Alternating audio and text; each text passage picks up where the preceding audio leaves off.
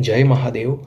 हमारा समय यात्रा का जो विषय चल रहा है उसमें आज हम एक उदाहरण लेंगे और उस उदाहरण के द्वारा हम समझेंगे कि पृथ्वीलोक और ब्रह्मलोक के मध्य में समय का कितना अंतर है।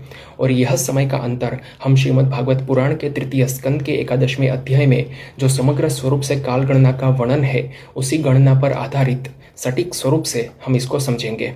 तो आइए हम एक उदाहरण लेते हैं। यहाँ पर एक समय रेखा है। यह समय रेखा पृथ्वी पर है जिसका मूल्य 1 वर्ष है। अर्थात इस बिंदु से आरंभ करेंगे और इस बिंदु पर पहुंचेंगे तो 1 वर्ष होगा। और पृथ्वी पर जो समय रेखा है हमने पिछले वीडियो में जाना था वो सीधी गति में चलती है, ऐसा हम अभी समझते हैं। तो पृथ्वी पर समय रेखा सीधी गति में चलेगी, यहाँ से आरंभ होकर यहाँ तक पहुंचेगी, 1 वर्ष हो जाएगा। किंतु इन्हीं दो बिंदुओं के मध्य में ब्रह्मलोक पर समय सीधी गति में नहीं चलेगा। वहाँ पर समय इस वक्राकार गति में चलेगा, परवलय आकार गति में चलेगा। ऐसा हमने पिछले वीडियो में समझा था, तो उसी को हम अब आगे समझते हैं। अब एक व्यक्ति पृथ्वीलोक पर है और दूसरा व्यक्ति ब्रह्मलोक पर है। अब जो व्यक्ति पृथ्वीलोक पर है उसके लिए समय इस स्वरूप में गति करेगा और जो व्यक्ति ब्रह्मलोक पर है उसके लिए समय इस स्वरूप में गति करेगा। तो आइए अब हम आगे समझते हैं।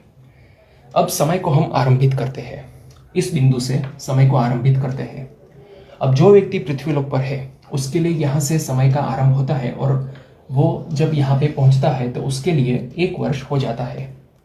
किंतु जो व्यक्ति ब्रह्मलोक पर था उसके लिए समय इस गति में चलेगा और जब पृथ्वी पर 1 वर्ष होगा तब ब्रह्मलोक पर केवल और केवल 0.00001 सेकंड जितना समय होगा। तो जब पृथ्वीलोक पर 1 वर्ष हो गया तब ब्रह्मलोक पर केवल 0.00001 सेकंड जितना समय हुआ होगा। तो पृथ्वीलोक पर जो व्यक्ति था वो यहाँ से लेकर यहाँ पे पहुंच गया, 1 वर्ष हो गया। किंतु ब्रह्मलोक पर तो अभी इतने सेकंड का समय हुआ है। तो इस परवलयाकार पर हम यहीं पे कहीं पहुंचे हैं अभी, क्योंकि इतने ही सेकंड व्यतीत हुई है। ऐसे कह सकते हैं कि समय का आरंभ ही नहीं हुआ है। तो पृथ्वी पर की समय रेखा का व्यक्ति यहाँ से 1 वर्ष तक पहुंच गया, किंतु ब्रह्मलोक की समय रेखा का व्यक्ति अभी आरंभ के बिंदु के अत्यंत निकट ही है, यहीं पे कहीं। तो इस तरह से समय में भेद है। अब ये प्रश्न होता है कि ये ब्रह्मलोक पर ये पूरा 1 वर्ष व्यतीत होगा तो पृथ्वी पर कितने वर्ष हुए होंगे। तो पृथ्वी पर जब पृथ्वी पर ऐसे 1 लाख वर्ष व्यतीत हो जाएंगे, 1 लाख वर्ष, उसके पश्चात ब्रह्मलोक पर ये 1 वर्ष व्यतीत होगा। तो ये अंतर है पृथ्वीलोक और ब्रह्मलोक के समय के मध्य में।